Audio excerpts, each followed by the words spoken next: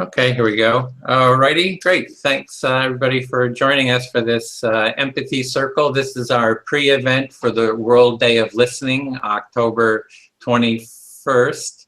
And we want to do a little Empathy Circle here. We'll go for about 90 minutes. And this is a Empathy Circle, which is we're doing a reciprocal empathic listening. Did everybody read the instructions? You have familiar with how to do empathic listening, so I won't have to go into too much detail about that. But just to begin with, we want to do some quick introductions of everyone.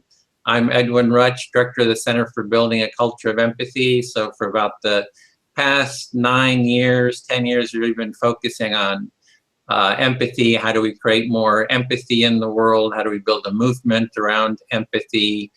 I was inspired partially by Barack Obama, who said the country had an empathy deficit. So I've been created a website around empathy, as well as done hundreds of interviews. Those books are all empathy related books. I've interviewed most of the people, and this is one of the empathy circles is one of the processes I really like for fostering practicing empathy. So someone else would like to introduce, just feel free to jump in.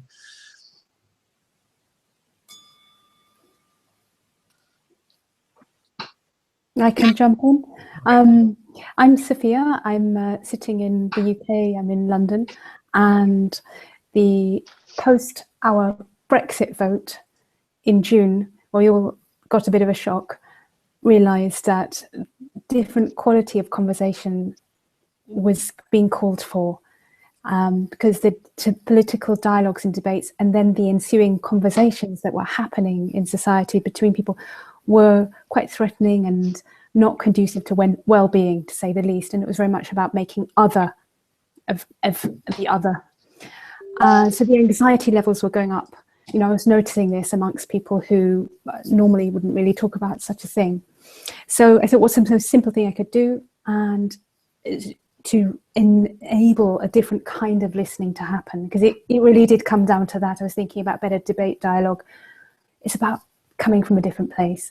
And so actually, rather than sort of point fingers, it was like, how could describe it as giving people a good experience of conversation, because some people have never had a good experience of conversation. And, you know, I use those words quite carefully. So she set up the Listening Cafe as a small, little unit of 4 people, 3 people talking, 1 person listening, and running that in a cafe format, so you can have many groups. And I just got them going in the UK and London, in different parts of London, and that's where I'm really now. And having run a few, it's lovely to see a few insights from the process, and then also a lot of the encouragement that people have given towards it as well. So yeah, that's where I am. Well, thank you. Someone else? Myself. Sure, just jump in. I'm Kara, and my work is primarily listening as a psychotherapist, and as somebody who's involved with focusing. I really have a passion for people being heard, and the idea that change comes through really deeply hearing one another versus trying to talk people into things. That the openness of change comes through listening to ourselves and listening to others. I work with kids, and I feel like that starts at a really basic level, from birth on, from reflecting that infant's emotions to letting your child know that you understand the words that they're saying, and moving on up into friendships and adulthood and politics and work and everywhere else. But it starts with listening. Okay, thank you. Hey, Tracy, would you be willing to go next? Sure, I can turn my camera back on. I think my connection isn't as fast because I pulled over at a coffee shop. Can you guys hear me? Yep. Yes. My name is Tracy Rubel. I'm also a psychotherapist, and I'm the director of Sidewalk Talk, which is a global listening project. Similar to Brexit, it started, really after a lot of gun violence in the United States, and trying to sort out, well, what's what's a productive way to get active for psychotherapists. And we sit out on city streets as kind of to be provocative, you know, that people walk by and they see us sitting in chairs, and we're hoping that it provokes thought. And then I think that I'll say the vulnerable piece, because I tend to be the one that always heard is the deepest longing of my own heart. And I have a lot of injury around not being heard. So certainly that motivates part of why I do this. Okay, thank you. Rick? Yes. Yeah, I love to be in spaces where people are fully seen and heard. Can you guys hear me okay? We do. I hear you. Yeah, I've created those spaces as a teacher, as a facilitator, as a storyteller. I've been a filmmaker, and I did some traveling as a spoken word artist. And I'm looking to create spaces through creativity that open up these spaces for people to be seen and heard. The project I've been working on is called The Prophecy of the Great Brightening. But right now, really what's driving me is just the tension, the dynamic with the political conversation. So I'm really thankful for Edwin's work and for this process of the listening day to help me focus on what's real and just offer some listening sessions online. So, thank you. Okay, great. Thank you. So we were going to just jump right into the empathic listening process. So just a short, quick outline in this process. We're going to have one person will select. Oh, great. Meg is here. Okay, sorry. Yeah, you made it. Oh, you got your Wi-Fi going. I don't know. There was a storm here in Rome, and maybe that's the reason why it didn't start. But now it's okay. Oh, nice. Well, everyone had just finished doing an introduction, so if you'd like to just introduce yourself, quick intro and. Okay, so I'm Meg. I'm an Italian focusing trainer based in Rome, and I'm particularly interested in focusing and partnership. That's why I belong to this group. Okay, thanks for that, Meg. So the process we're using is reciprocal or mutual empathic listening. One person will begin to talk about the topic, which is what is the importance of listening, or whatever is alive for you, so you can speak about whatever is really on your heart.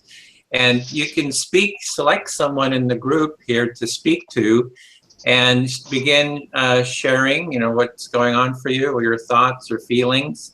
And that person will reflect back using empathic listening, reflecting back with, you know, the words or the paraphrasing or a summary or the underlying meaning that it is that you're sharing.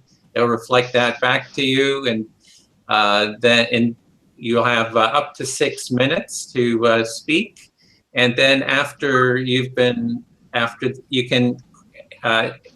once you feel heard, you can say, if you just speak for a few minutes, you can say, oh, I feel heard, and then it passes on to the listener. The listener then selects someone, speaks to them, that person reflects back. I think everyone's pretty familiar with that empathic listening process. So the one thing is, you know, pause often to give a chance for the listener to kind of reflect back their understanding. So we have the topic, what is the importance of listening? What is alive for you? And let's just jump right in and begin. If someone would like to start and select someone to speak to, and I can keep track of the time here as well, 6 minutes maximum.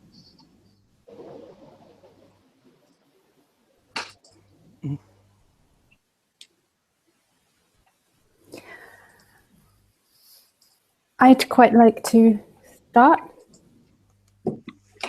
Okay. Yeah. So I just pick someone to speak to, so I can see Tracy. Yeah. Yeah. Yeah. So I understand the question is, what is present for us about listening? Is that right, Edwin? Yeah, it's what's what was our question was So what is like, the importance of listening, Mhm. which is for our World Empathy, our World Day of Listening, or what is alive for you? Just whatever's on your heart. yeah. It's coincidentally today somebody called me out of the blue to tell me that was I aware or not, but we're going through a very important change, and there are going to be a lot more lonely people and a lot more poor people. And it took me a while to try and understand why he was telling me this, and and because he was sort of telling me on two levels, and one was because of the work I do and we do to be aware. I said, "Are you warning us?" And the other level was to say, I think he was sort of reaching out to the lonely part in me as well. So it was on, because he was sort of saying, I'm kind of being a brother, and uninvited, as he said.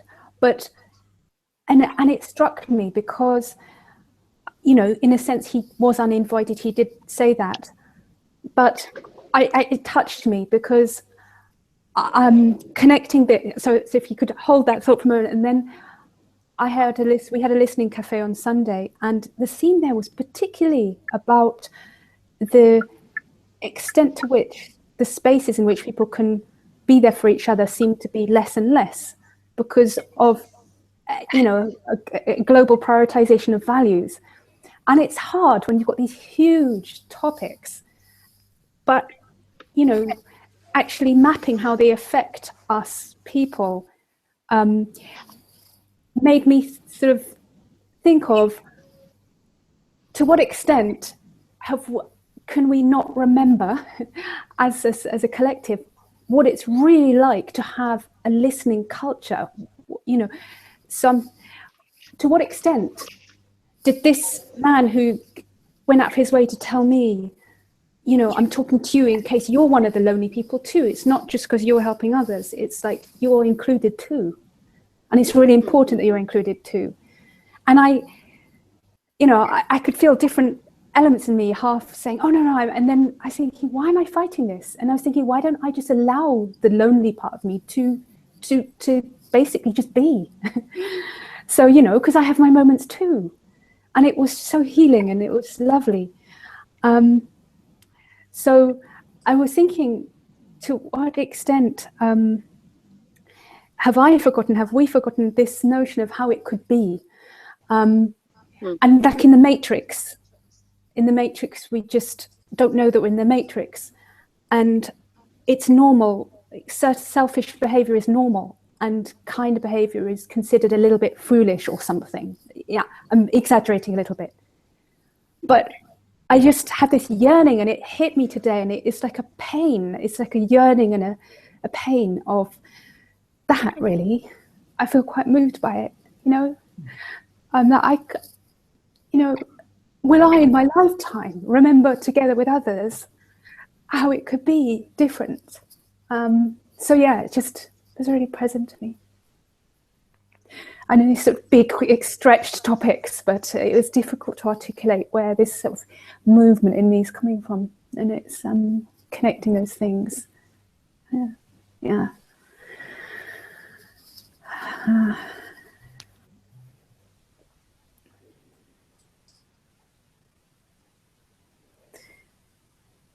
And I just need to sort of do a process check. At this point, Edwin,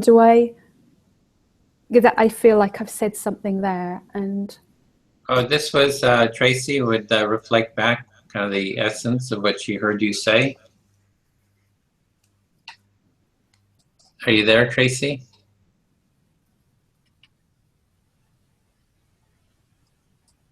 Oh, maybe her connection. Tracy, are you there? Oh, okay. That was our answer. Yeah, okay. So I guess I'll reflect then what I was hearing. So I was hearing that you're feeling deeply moved about maybe the lack of connection that's happening, kind of the loneliness that people have, and there's a real feeling of kind of a loss of that connection. It's seeing what the beauty of what could be, and that we don't have that. I don't know if I was. Yeah, it's that, and I think that the real pain for me is the sort of realization that, oh, maybe I haven't ever yet seen. I'm so used to ourselves, you know. I'm just, bear with me while I speak in exaggerated terms, but I'm so used to our, you know, pretty capitalist, selfish society that to what extent is my expectation quite limited? You know, and the sadness of, oh, what if I can't imagine more? It's something about, it's realizing something I never had, in a way. It only exists in fairy tales or something, or yeah. So there's a pain of, oh, you know, I thought I had a vision, but what if my own vision is really limited by something I'm part of? And you know, so it's like the culture, you feel like maybe there's like a matrix of the culture that's very limited in itself, and even what the possibilities of what could be, you're not even able to see and feel those possibilities because it's just, you're so limited by this culture. Yes. The matrix. Okay. So now I really want to say I feel heard. Okay, great. So that was also the time. So I'll speak to Meg, I guess. Okay.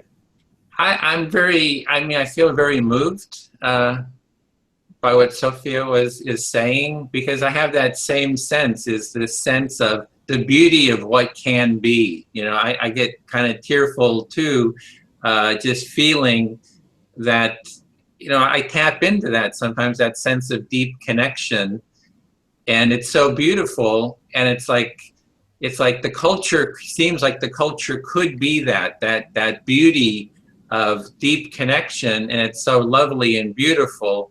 And it feels like almost like a grief and loss of just not being able to live that all the time. And it's just very great deal of kind of grief around that.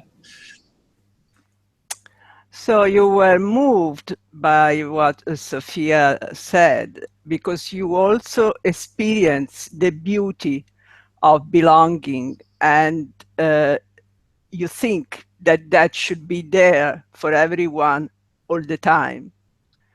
But realizing that that's not always possible makes you sad.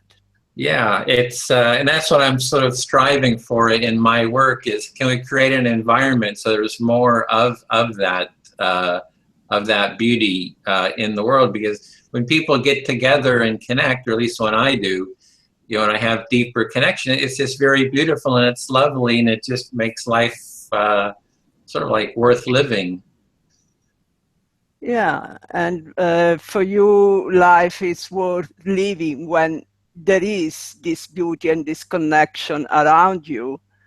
And that's why you're striving in your work to make that kind of feeling, that kind of connection, that kind of belonging possible for you and for everyone. Yeah, and something that's coming up for me now is, you know, we have the big political situation here with the politics, Trump and Hillary Clinton, I mean, is, you know, for presidential campaign. And my partner is a Hillary supporter, and my brother's a Trump supporter.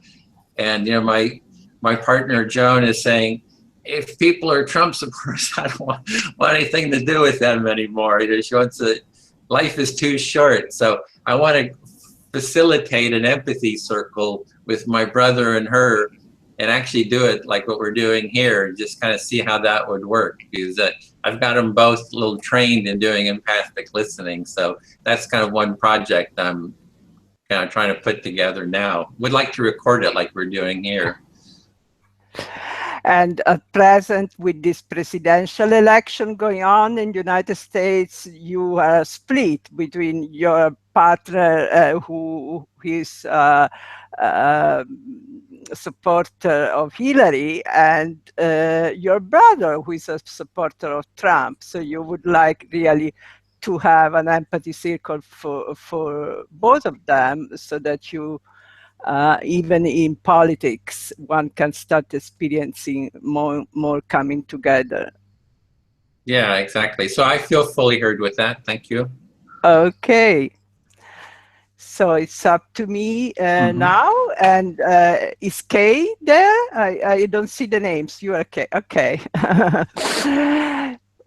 So why is listening important for me? I think it's very important for me, and I said it before, because of the partnership feelings. What's important for me in listening is to be able to alternate between speaker and listener, and not just put myself in the position of the listener. Because I feel very strongly about the dichotomy helping and being helped. And I'm not totally comfortable with the role of being the helper. It's not, it doesn't make me very happy. And that's why I prefer a contest where you, like in a partnership in focusing, you can both being with the same person, focuser and listener, or speaker and listener, like in this case. So it sounds like the sense of equality and mutuality in listening is very important to you, that when there becomes this hierarchy between helper and the person being helped, that doesn't feel quite right somehow. That what feels really right is a partnership where each person has equal right to be heard and helped on both sides. And a second thing where I think listening and be listened to has helped me a lot is in bringing about in personal relationship and in intimacy more assertiveness. And I think for women it's very important to learn to become more assertive and to be able to say, how do I want to be listened, in fact, is as very much for me to do with being able to speak up. Yeah, that there can be even a challenge in speaking to begin with, and deciding whether or not maybe it's worth being heard, or you want to make that risk of putting yourself out there to be heard, and that's especially challenging as a woman. Yes, and I think that being switching the two roles has helped me in private life a lot to become more assertive. And I think this is something I would like to share with all women and younger women. That's another thing that is important for me. Yeah, so by having that equal relationship where both people share, it really helps facilitate that assertiveness or permission to be assertive. Is that right? Mm-hmm. Yeah. And the third thing that I think is very important for me about listening is the political and society context, let's say like Edwin.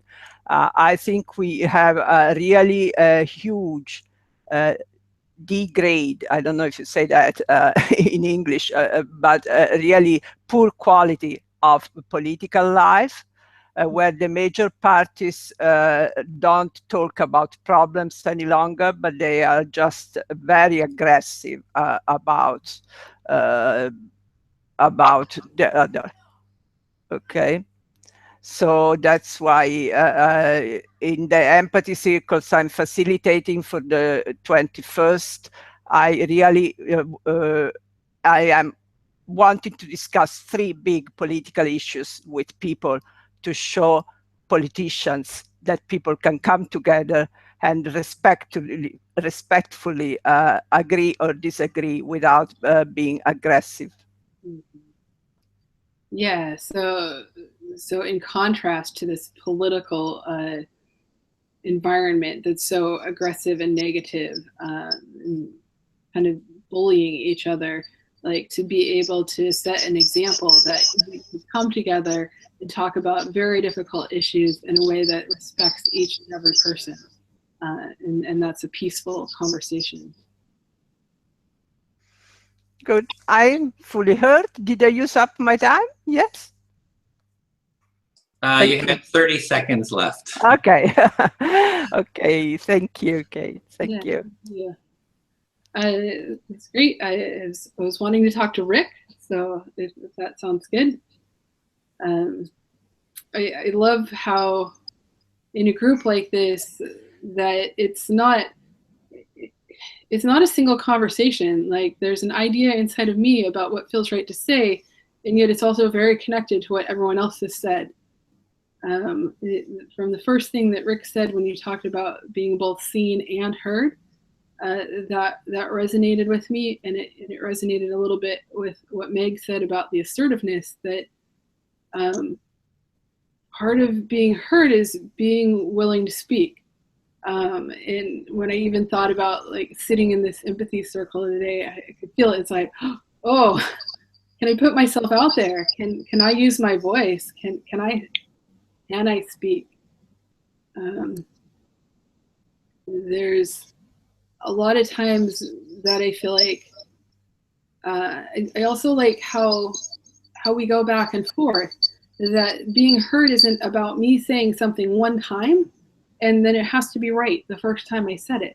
But there's an interaction between both people where I attempt to say something, and then somebody reflects that back. Oh, this is what I think I got. And then I have an opportunity to say more, or maybe that's not quite right, or oh, that's how I sounded. That the interaction is really important to me, and the opportunity to not have the first thing said be final or complete in some way. So I'll pause there if you want to reflect, Rick. Yeah, thank you for that.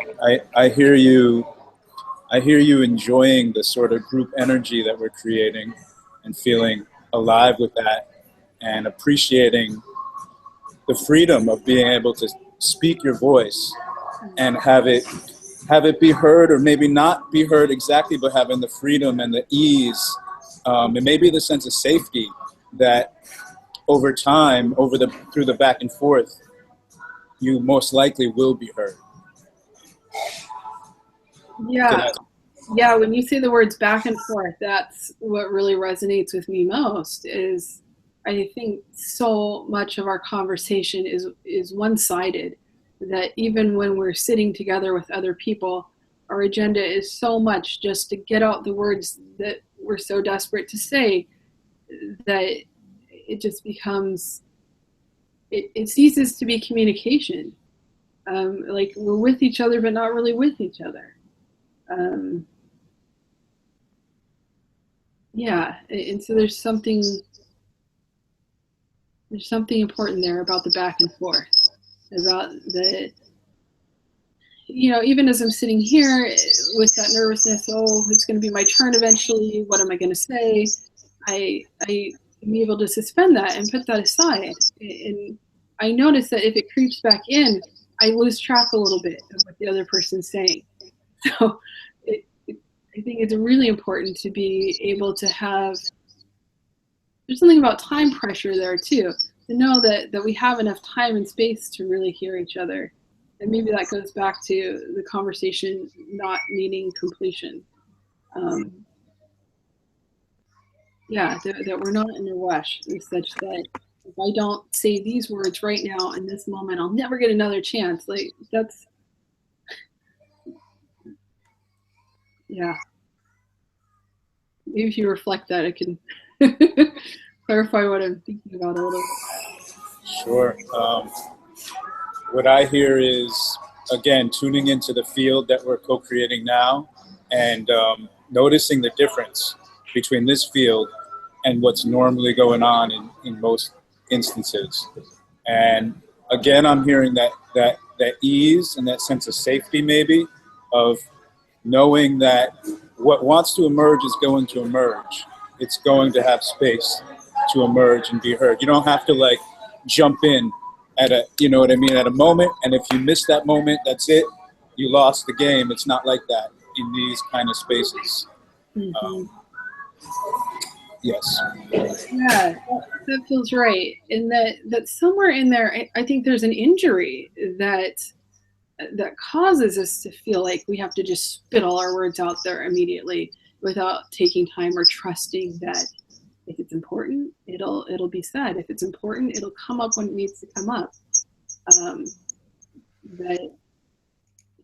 And I think that's an injury that at some level we bear as a society of having so long not been heard in the fast-paced world that we live in. That there's almost a bit of trauma in the sense that I won't be heard if I don't just spit out exactly the right thing in the moment.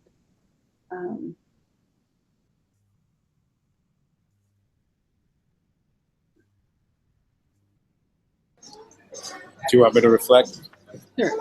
Okay.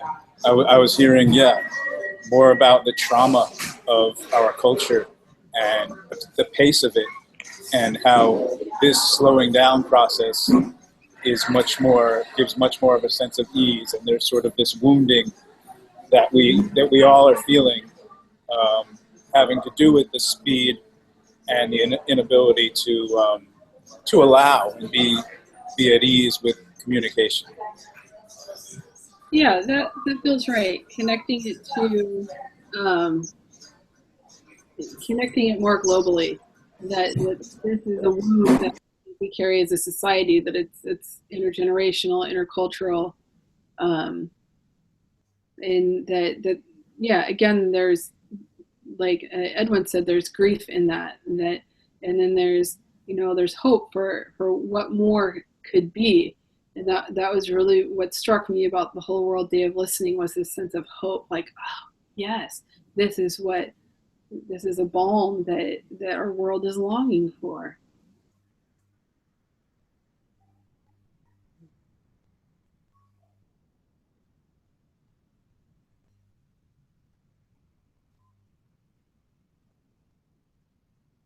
So yeah, I guess the last piece is just that, again, connecting back to the risk of being seen, that there's two parts. There's the fear that I won't be heard, and then the risk of being seen, in the sense of needing to embrace vulnerability as a society, and having enough empathy and support within our communities to really move things forward in a new way.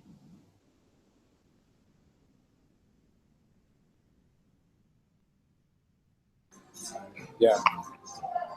I'm hearing you reflect on the individual wound and the cultural wound, and tap into and it seems to me you're tapping into the sense of possibility around us healing that together.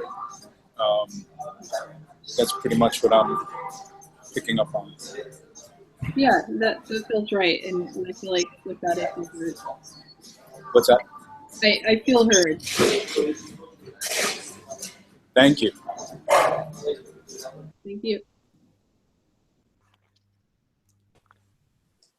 So it's your turn, Rick. You can select someone to speak to.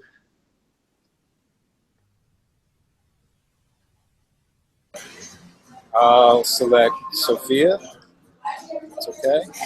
And I feel I have a good feeling in my heart. I feel a sense of comfort and ease, and I'm thankful for these spaces, because today I put out a little thing online saying free empathy, and saying listening can be like a magical potion. And I felt a good feeling from that. I don't know why. Maybe some people saw it and I picked up on that energy. or it was just a breakthrough for me of fear of offering. And as I sit in these groups, I think a sense of fear sort of dissipates, because I am scared that I can't actually do it sometimes. I'm scared that I'm not always a good listener, or that, especially in a political conversation, like, I want to be heard as well. I'm not a blank slate, you know what I mean? Like, will I be able to do it in the way that I want to? Those fears have come up. So, yeah, I'm appreciative of this space that we're creating, because when I'm with like-minded people, I feel like I'm not, my crazy shuts off a little bit. So, yeah, that's where I'm at. Yeah. So what I'm hearing is that right now there's a good feeling, and you've put yourself out there, and that overcame a certain sense of questioning, like the risk involved, and that putting yourself out there felt good in itself. It seems to have generated something like that breakthrough itself. And you've got there's some nice responses that come back. You've noticed that, or it's just this sense that there's a gratitude for the space that you're in today as well, mixed with awareness that it's you also want to be heard as well. So the question, can you do this so that you can do that and yourself be heard, is there. It's kind of all mixed up together, and right now you're in a good space. Is what you're feeling? Yeah, that's it. And I'm feeling inspired. I'm feeling like I can probably do it. I can host a conversation around these things, and I can maybe connect with others and create something in a live situation. So I'm feeling inspired. Yeah, and you're definitely picking up on it. So I'm feeling heard as well. And just that lovely sense of inspiration, that there's possibility, these things can happen, you can do it. You're filled with it at the moment. And you also said that being in place like this, in this kind of place, helps you tune into the side of you that isn't engaged so much in that, the monkey mind, or that other part of the brain that goes on. So that's also something, as I was just mentioning, that there's gratitude for that. But yes. Absolutely. And also to hear things said from other people that resonates, it makes it feel it feels really good to hear, like, yes, there's this wound that I'm feeling as an individual, and that everyone's feeling to some degree, and it's just nice to hear that said. It's that shared understanding that I'm appreciating. Yeah, so that the articulation of that, the shared collective reality of the pain, it's healing to hear that expressed, to realize that affects you and you're not alone in it. There's just a good feeling from that happening, and yeah.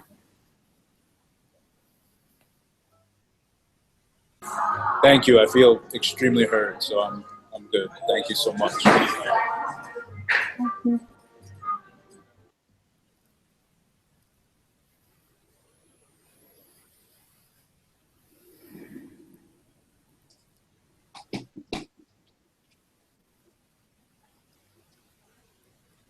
So you can select someone, Sophia, whoever you want to speak to. Oh, okay.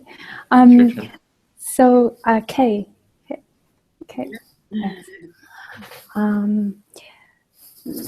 What was resonating for me was actually what, Meg, you were saying about the women and the assertiveness and empowerment that has become more possible for you when, and this is what came up for me and my interpretation, when as a woman, and this is again a generalization, I don't just automatically sit into the role of the helper, the support role, the cliched thing. And I dare to actually make requests. I dare to have needs and take up space. And I dare to, you know, let other people navigate around that rather than getting out getting out of the way of them when I wasn't really in the way anyway. So, you know, I really hear that sense of empowerment that's possible for women. In that, it feels very personal to me, and I get a feeling in my body of security from thinking about that. There's a certain sense of, oh, you know, I can take a place too, and it's okay. It's really okay. It's not an issue. Actually, it's normal. And I recognise, you know, there's healing there still. So it's great to hear that. And what we do in the Listening Cafe is, you know, there's that reciprocity as well, which is lovely. And I think it's very easy just to get caught up in, you know, the helper, or maybe just the helpee as well. And it's so rich, the feeling that I've got something to give as well. It's so rich. So that, you know, it's that giving and receiving thing is what's very strong for me in the moment. Yeah. I suddenly realized I was talking and I need to let you come back to me. Sorry, Kay. Yeah. So for you also, the sense of reciprocity, it helps bring out your sense of assertiveness as a woman and being able to have a voice, and not just a voice, but being an equal recipient of care and of listening. Yeah.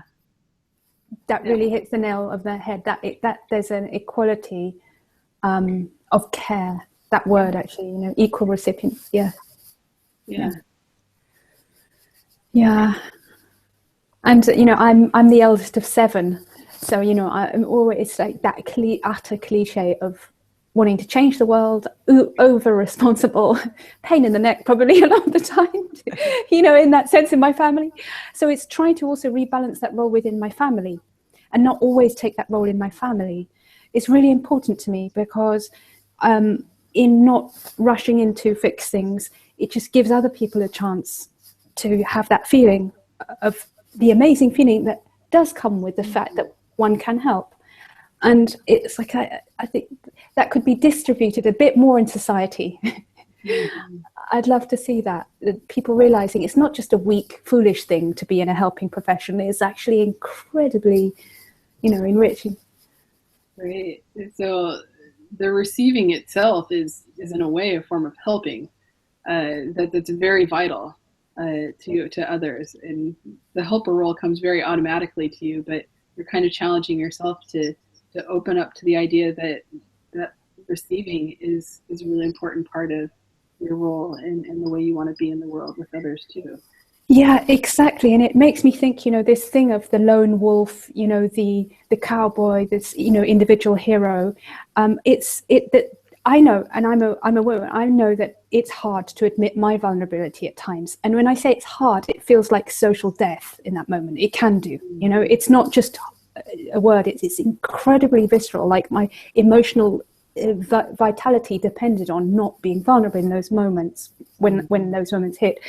So I can imagine for people who have even more responsibilities than me and maybe even less, you know, possibility to be in a recipient kind of role, it must be pretty brutal to never be able to be vulnerable.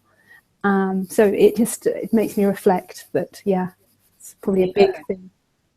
Yeah, so you both noticed this really bodily sense inside of almost life and death, like to be vulnerable, like could kill you, could end you. And that brings a sense of immense empathy for others who maybe have been through different circumstances that make it even more difficult to be vulnerable than you, and how treacherous that must be for them. Yeah, yeah. And I don't know how much time I have left, Edwin.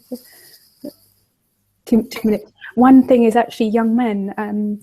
So, you know, where I live in South London, there is a section, a demographic that is called literally the lost generation. And it's the sort of young men sort of 14 to 17, that sort of age, 18. And there's what we commonly talk of a societal debt there. It's just like a black hole. So there's a sense that, if you do stuff there, you're not really going to see much back from it because there is so much need. And so there's a sense there of the young men needing to have a front and needing to, appear strong. It is life or death thing for them. I really, really, really feel for them. I've had sort of personal situations where I've been working with people, and some men have gone through what is equivalent to what child soldiers would have to go through. Men young men who got involved in gangs and things like that.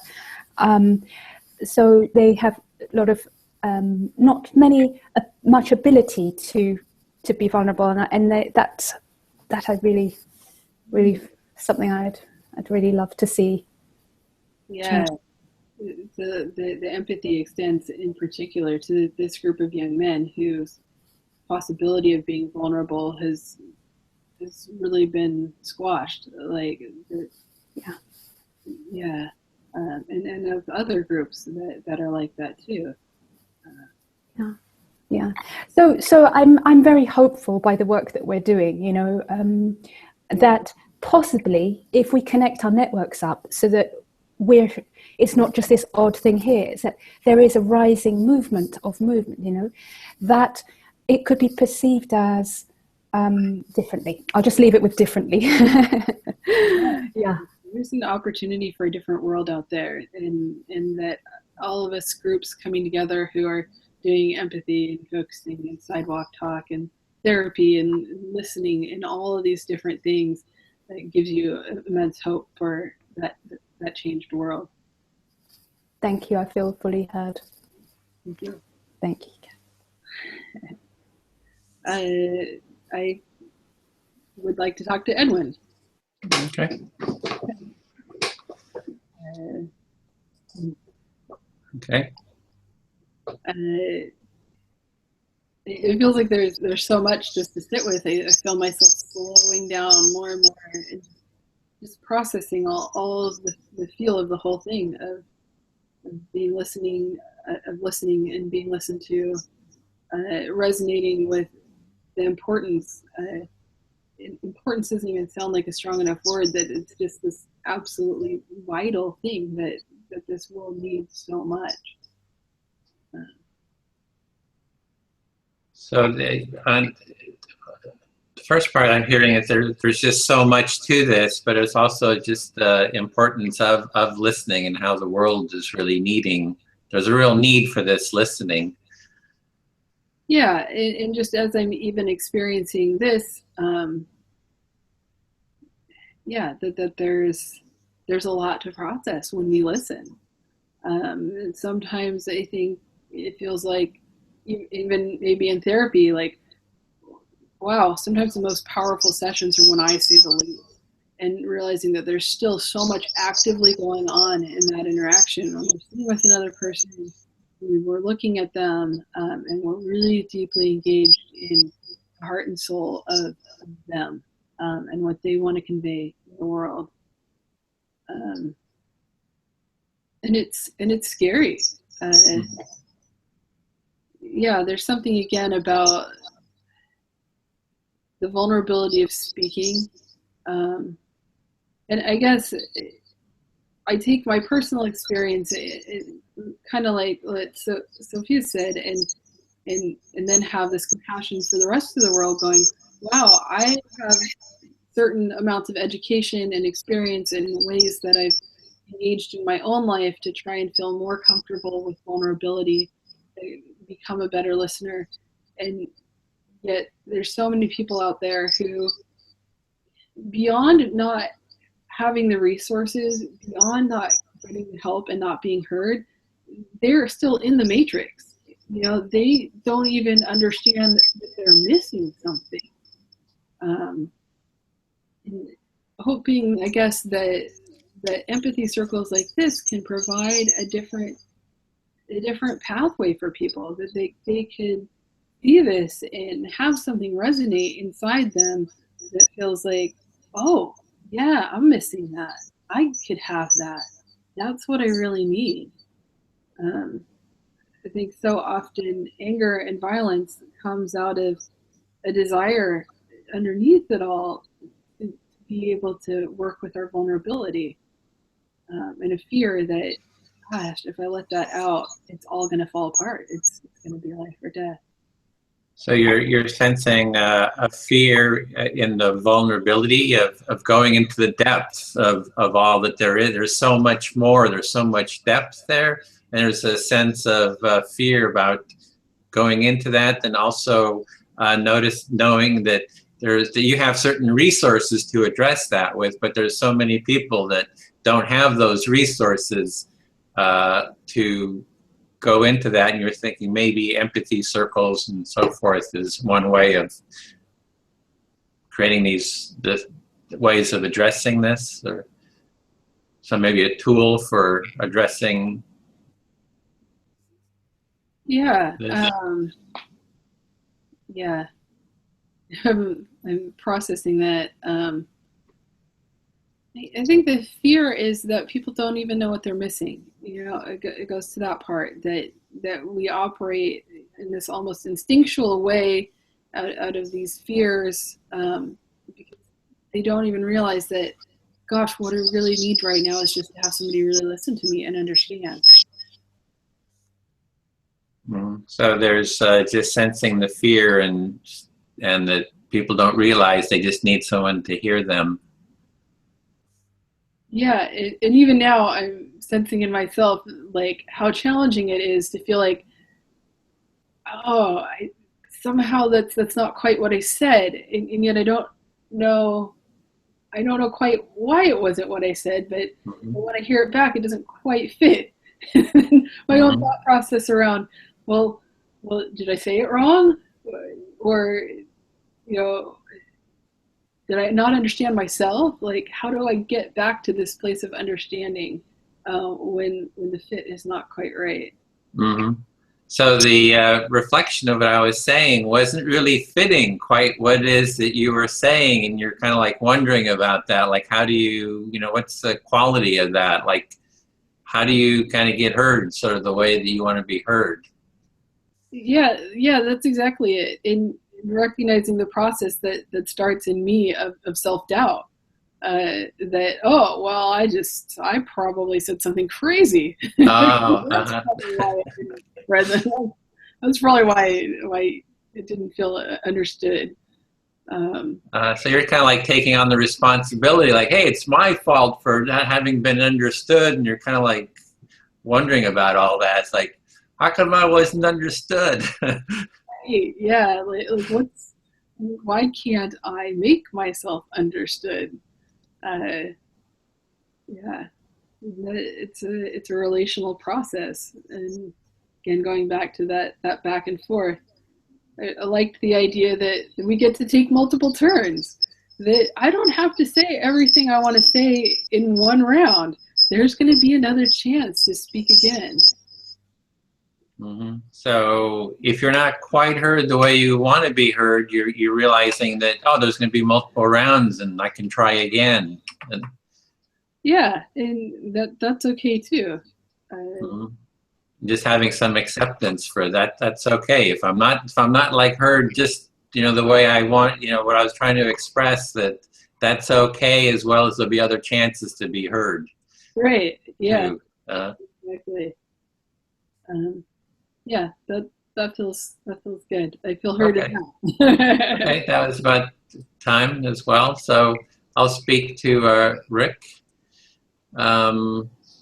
Yeah, I was just feeling into myself, and I'm noticing some anxiety, and I think part of it is maybe what Sophia was mentioning about responsibility. Like, whenever responsibility comes up, I feel kind of responsible for holding the space here, for organizing it, and responsibility always makes me anxious. It's like there's this anxiety that comes up.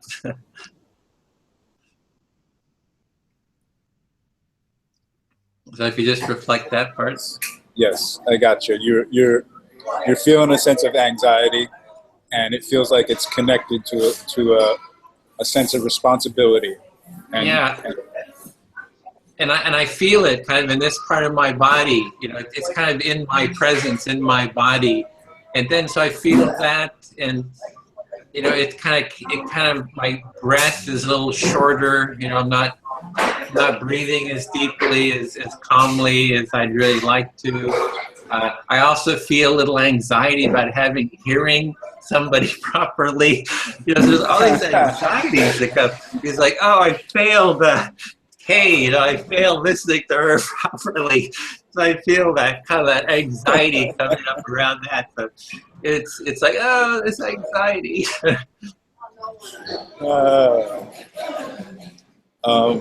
I hear you carrying a lot of anxiety around responsibility, but I also see it releasing as you speak about it. Yeah, exactly. So, which is beautiful to see. And you're breathing, you were talking about your breathing, and maybe your breathing is a little bit different now, but you were saying before that it was tense. There's something you were holding right here. Mm-hmm. Yeah, it's constricting. The anxiety is constricting, and I'm noticing that it was only also the anxiety, the responsibility, but also of wanting to hear someone, you know, accurately, and knowing I'm not quite hearing them, and the anxiety kind of gets in the way of that, right? The anxiety is kind of, I'm trying to reflect through this anxiety, so kind of my anxiety is kind of inhibiting the flow of the reflection too. And you are also accurate that just by sharing the anxiety, it kind of dissipates it somewhat too. So being able to be open about that also kind of helps, but it's still there. Yeah.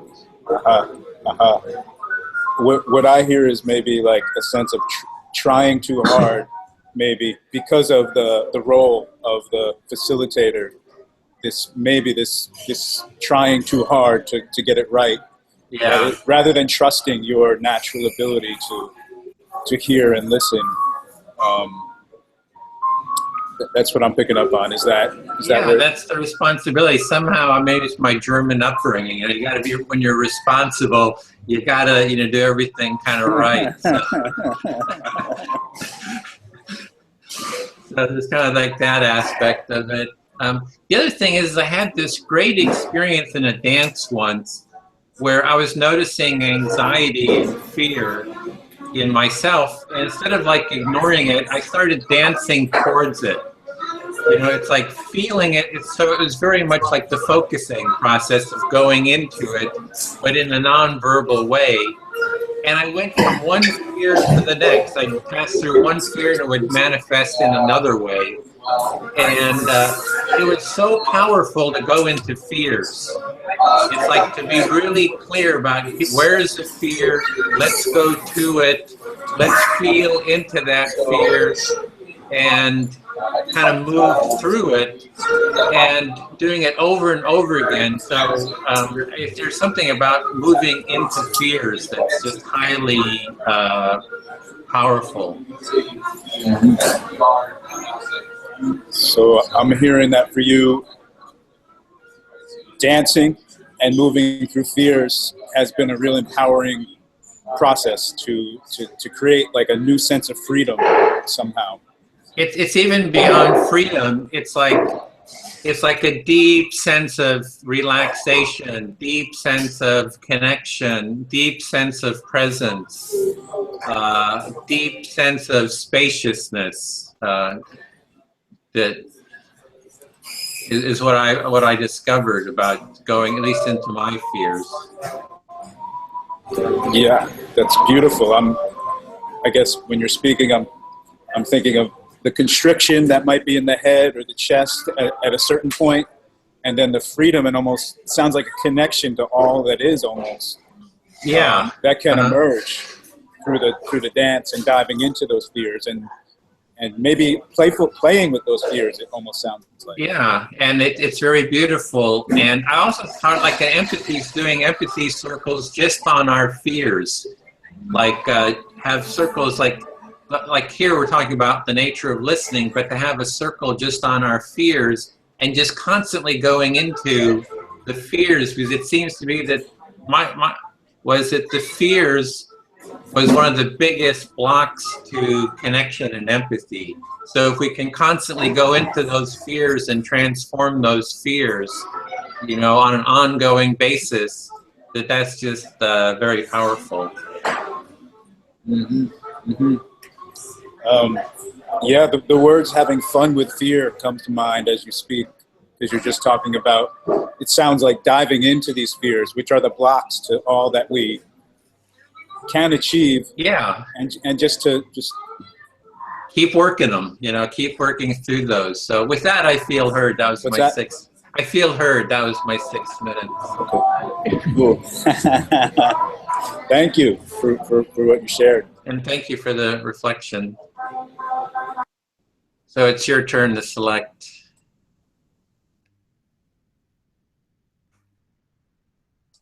No. You're muted. Why is he muted? You're muted, Rick. Can you hear me? Okay. I'll go with Emanuela. Did I say your name right? Wonderfully. Okay. Yeah. I like what you said earlier about sort of stepping up or being fully present. That resonated with me, although, you know, because I see myself sometimes dropping back in situations and other times feeling really free, and it feels really good to feel free and take up space. And yeah, I mean, that's all I really got to say. I just thought I'd share that.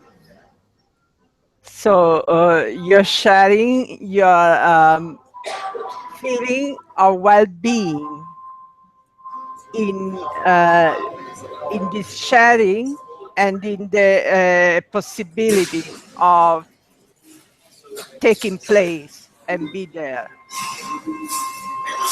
Yeah, it feels really nice to know that, you know, you can be in circles of people where everyone can feel free and no one's stepping on anyone else's toes, or there's no like unconscious like stuff happening as much, you know, that yeah, if you can just speak your fears and play in this different kind of way, then we could all be at ease. You know what I mean? It's so much better than most of what I've experienced. I think I was even reflecting back on some traveling I did with a group. We were traveling across the East Coast, and there just wasn't that feeling. There's this tension, and I was just longing for this kind of process to help with that. So yeah, I'm thankful to be in this space and to be able to articulate these things with such ease, you know. And I hear that you are very thankful to this group because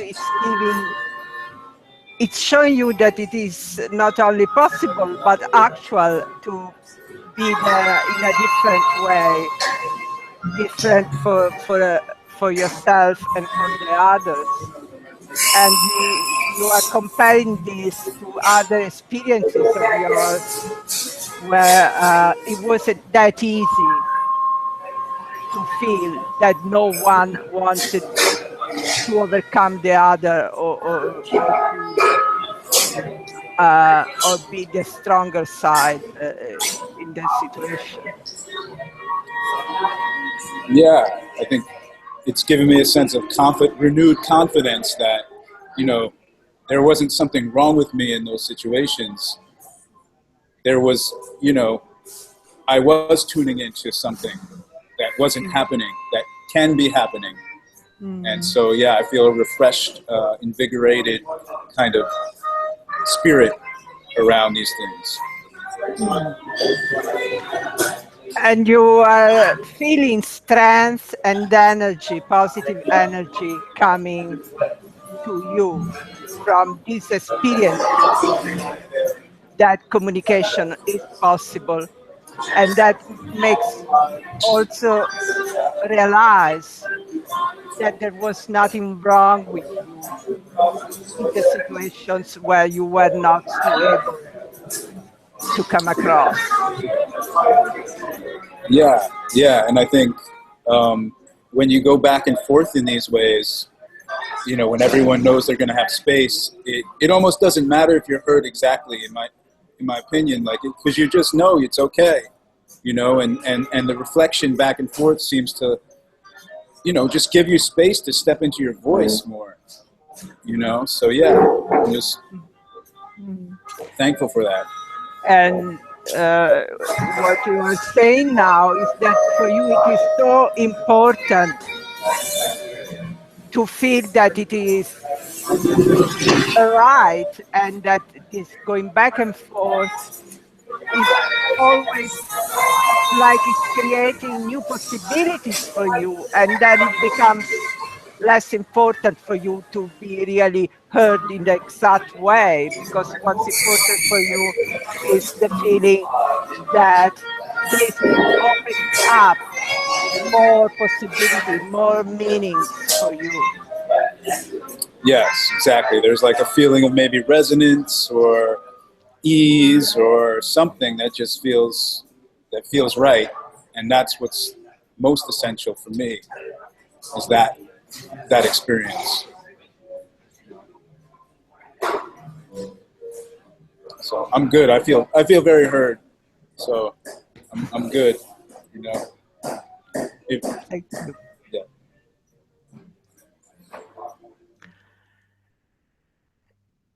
Yeah.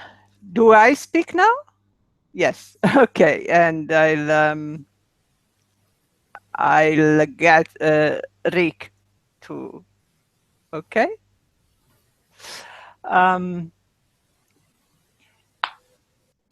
Well, I want to see what resonates with me now is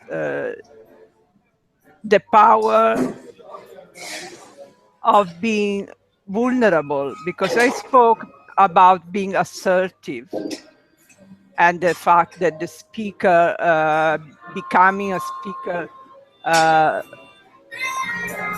is very important for me, and it has been very important for me. Just 1 second. Sorry, Rick, there's quite a lot of background noise. So Yeah. if you're not speaking, if you could just mute and then go back further. It's really hard to hear. Thank you. Okay. So I think there is empowerment in being assertive, and there is empowerment in deciding to be vulnerable. And in a way, this deciding to be vulnerable and becoming more assertive create a virtuous circle for me, which makes me feel protected, and that I am also protecting in a way that I am safe and in a safe environment. Yeah. So I hear you talking about. You had already expressed the assertiveness aspect of things, and now you're tuning in to the vulnerability aspect, and I see almost a yin and yang of the two that you're maybe addressing that makes you feel really safe and maybe in flow. And free and free and free. Now, this process, the partnership aspect, is a strong builder of intimacy for me, intimacy among people. If you're dealing with personal issues, if you go to political issues or society issues, my feeling is not so much to be able to build intimacy among people, but to build well-being. Well-being, maybe not so much related to intimacy, but well-being related to the ability of being in a relation in a productive and safe way. So I'm hearing you make a distinction between the intimacy and partnership and something different relating to the political sphere that's more for you about well-being, maybe less about intimacy and more about a general well-being that can be tapped into. Is that where you're coming from? Yeah. And the third very important thing that I want to say for me is that at the society level, at the political level, this empathy circle or listening and speaking, alternating the roles is going, I hope, is going to build resiliency in the population. I would love to have politicians admit that the whole world is in a very challenging situation, that the economy is very much affected, that we have no idea whether this model of development can go on as it has been for years.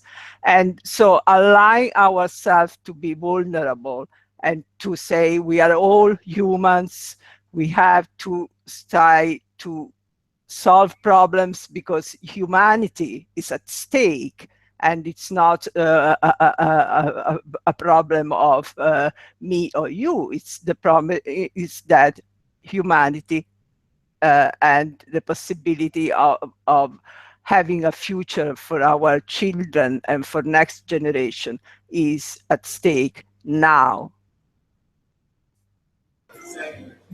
I hear you speaking of resiliency and how these circles can bring resiliency to the global situation, to the political situation. And I'm hearing like a deep yearning for leadership to acknowledge the shortcomings of our the present way things are going, and to be vulnerable and to start to connect in these ways because it's essential.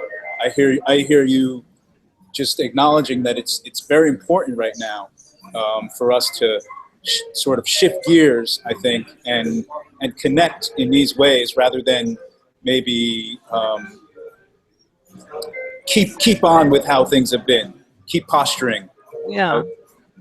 I am fully heard, and what I want to say is that we empathy circles and empathy building and listening and speaking, listening cafes, all of these have to come together to bring about a shift in paradigm.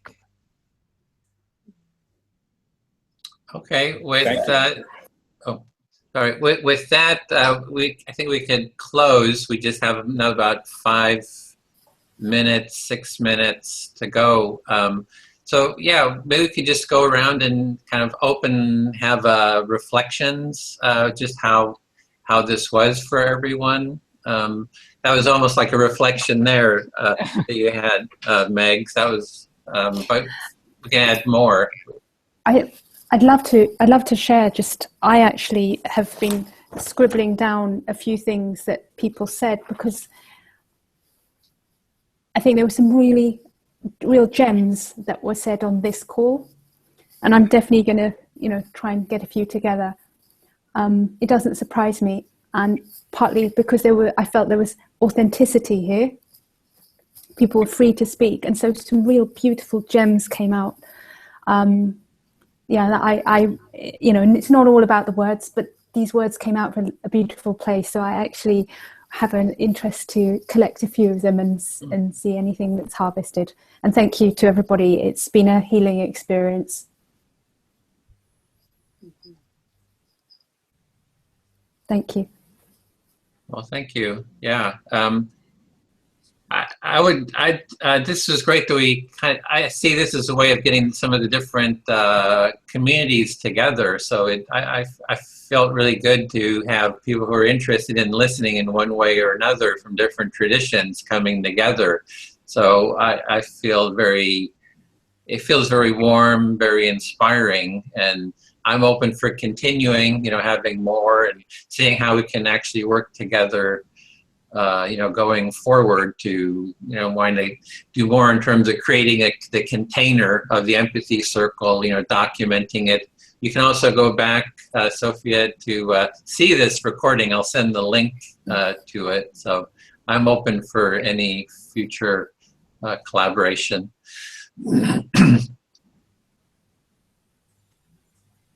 Yeah, for me too, just experiencing the sense of safety and hearing some really beautiful ideas. I thought it was really touching, actually, what happened in our interaction, Edwin, in that, wow, when there was a point of miscommunication, both sides were really affected by that. Like both of us immediately had this experience, and that there's empathy right there for ourselves and for one another. And so I really appreciate that we can have that experience together too. Yeah. Hope to see more of this as well. We'll look forward to future endeavors. Great. Manuel or Meg or Rick? I said something big, shift of paradigm. So now I want to thank you all for something very small that you have me given the feeling that I'm not alone. It's very important for me. Sometimes I go to that point where I say, oh my God, am I alone in this world to think like this, or wanting, or seeing this, or wanting to go there? And definitely, if change is gonna be brought about, is going to be from different people coming together. So this is what we are doing, and this sounds extremely good, extremely important. Thank you. Thanks. I feel, nourished and excited, and a sense of possibility. That term well-being came up, and I'm just thinking like, if more people can just experience the difference in feeling of having some kind of circle like this versus what we're so used to and what has gotten heightened. The more you feel that, the more you're just going to choose this type of thing.